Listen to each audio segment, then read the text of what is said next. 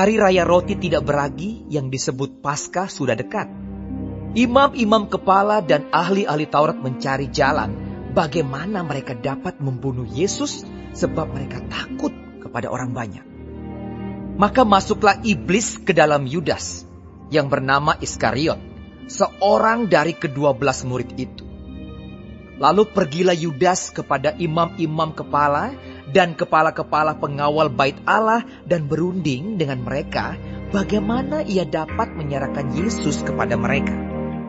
Mereka sangat gembira dan bermufakat untuk memberikan sejumlah uang kepadanya.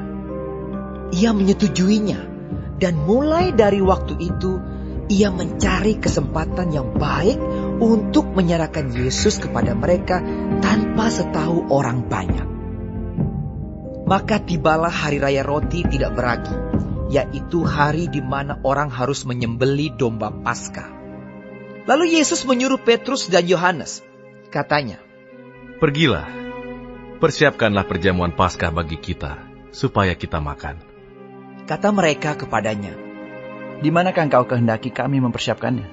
Jawabnya, "Apabila kamu masuk ke dalam kota, kamu akan bertemu dengan seorang yang membawa kendi berisi air. Ikutilah dia ke dalam rumah yang dimasukinya. Dan katakanlah kepada tuan rumah itu, 'Guru bertanya kepadamu, di manakah ruangan tempat aku bersama-sama dengan murid-muridku akan makan Paskah?' Lalu orang itu akan menunjukkan kepadamu sebuah ruangan atas yang besar, yang sudah lengkap. Disitulah kamu harus mempersiapkannya." Maka berangkatlah mereka dan mereka mendapati semua seperti yang dikatakan Yesus kepada mereka. Lalu mereka mempersiapkan Paskah. Ketika tiba saatnya, Yesus duduk makan bersama-sama dengan rasul-rasulnya. Katanya kepada mereka, "Aku sangat rindu makan Paskah ini bersama-sama dengan kamu sebelum aku menderita. Sebab aku berkata kepadamu, aku tidak akan memakannya lagi sampai ia beroleh kegenapannya dalam kerajaan Allah." Kemudian ia mengambil sebuah cawan, mengucap syukur, lalu berkata, "Ambillah ini, dan bagikanlah di antara kamu.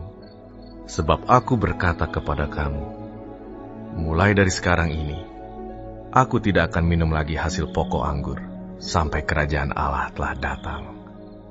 Lalu ia mengambil roti, mengucap syukur, memecah-mecahkannya, dan memberikannya kepada mereka. Katanya, "Inilah tubuhku yang diserahkan bagi kamu.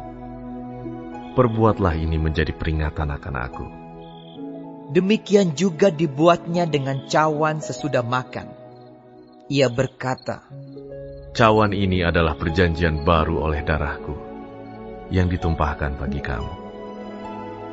Tetapi, lihat, tangan orang yang menyerahkan aku ada bersama dengan aku di meja ini. Sebab Anak Manusia memang akan pergi seperti yang telah ditetapkan. Akan tetapi, celakalah orang yang olehnya ia diserahkan." Lalu mulailah mereka mempersoalkan siapa di antara mereka yang akan berbuat demikian. Terjadilah juga pertengkaran di antara murid-murid Yesus. Siapakah yang dapat dianggap terbesar di antara mereka? Yesus berkata kepada mereka, "Raja-raja bangsa-bangsa memerintah rakyat mereka, dan orang-orang yang menjalankan kuasa atas mereka disebut pelindung-pelindung. Tetapi kamu tidaklah demikian, melainkan yang terbesar di antara kamu hendaklah menjadi sebagai yang paling muda, dan pemimpin sebagai pelayan. Sebab siapakah yang lebih besar, yang duduk makan atau yang melayani? Bukankah dia yang duduk makan? Tetapi aku ada di tengah-tengah kamu sebagai pelayan. Kamulah yang tetap tinggal bersama-sama dengan aku dalam segala pencobaan yang aku alami.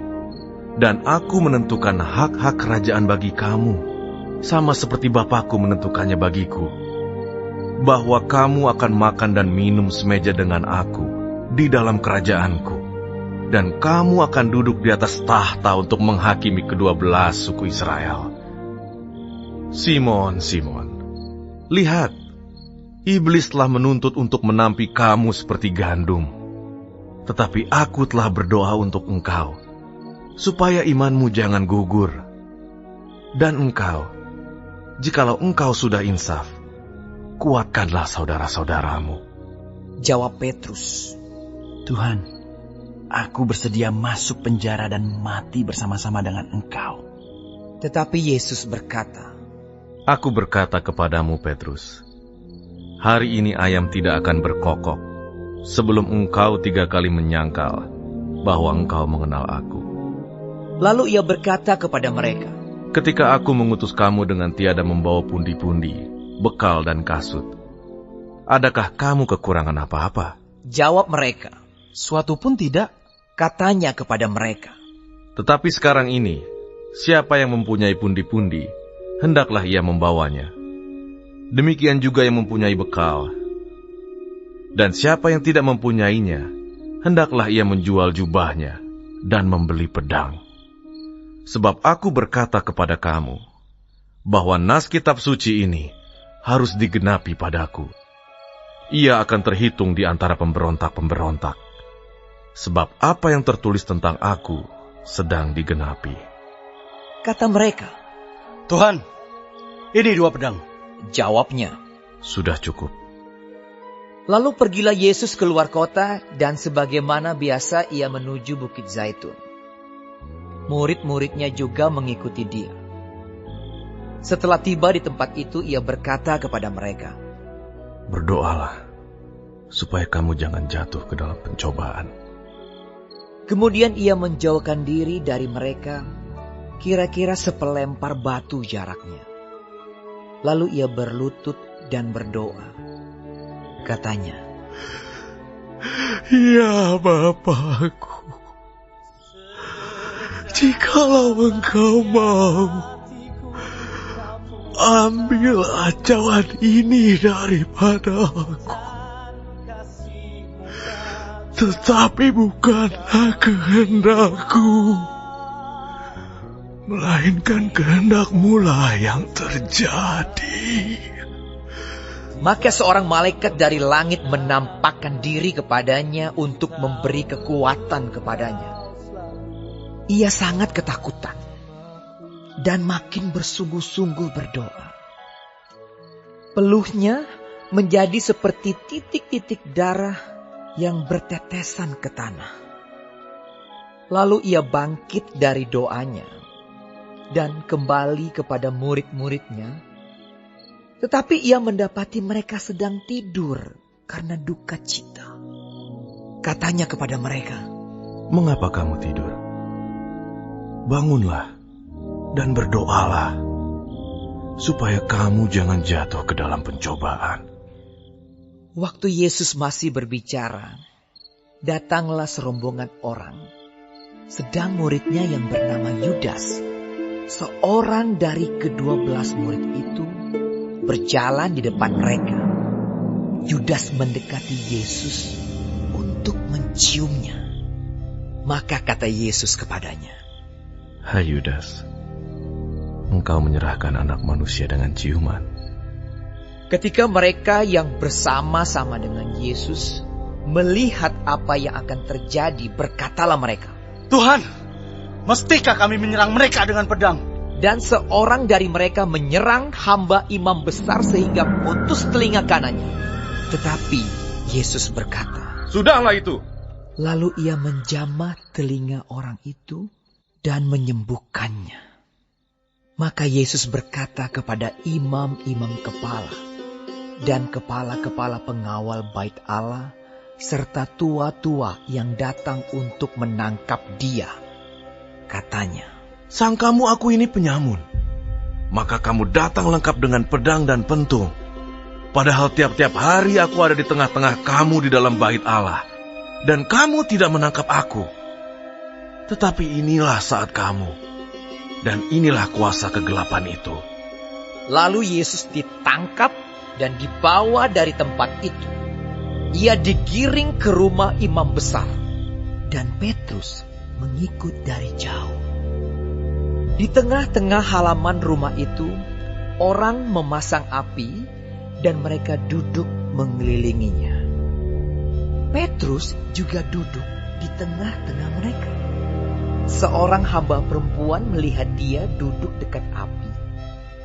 Ia mengamat-ngamatinya, lalu berkata, "Juga orang ini bersama-sama dengan dia."